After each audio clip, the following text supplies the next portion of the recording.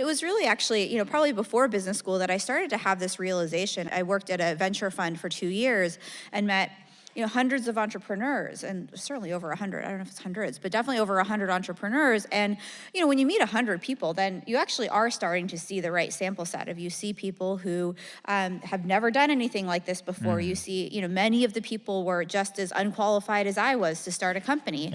And so I think that was when I had the realization that, like, if I saw this great opportunity, then, I could create that company myself. You would like see people pitching things and you were like, that guy's an entrepreneur? I could do this. Yeah, I think it's part of the humility of being a founder. Like, all of us are just like making it work, trying it out, like, just figuring it out on the go. And I think, from the outside, you see like something like Google that's like a complete rocket ship. And what you don't necessarily see was, kind of the crazy early days and how all of us are just figuring it out day by day. I want to ask you about this for a moment because of what you represent, the youngest female founder to take a company public, and you created this billion-dollar company. Do you like being seen that way?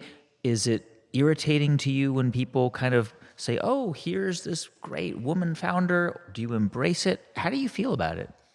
I think I'm, mostly positive, but it's sometimes mixed. Like, I think there are times when, it can be like, oh, she's a great female CEO. I'm like, I just want to be a great CEO. Like, I don't need the female part of it. I just want to be a great CEO. Yeah.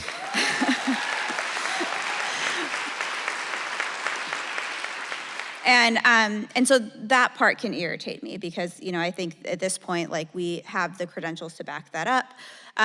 The flip side, I feel immensely proud and really responsible to be able to show people like me this path. And so I'm very proud that I am a woman. I'm very proud that I don't look like all of the other, public company CEOs out there. And those are things that I think, I feel like just by like being on this stage, I can have an impact, and I think is really, really important. Katrina Lake, founder of Stitch Fix. Katrina, thank you.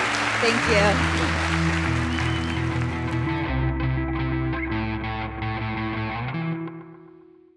Support for How I Built This comes from American Express. Don't do business without it.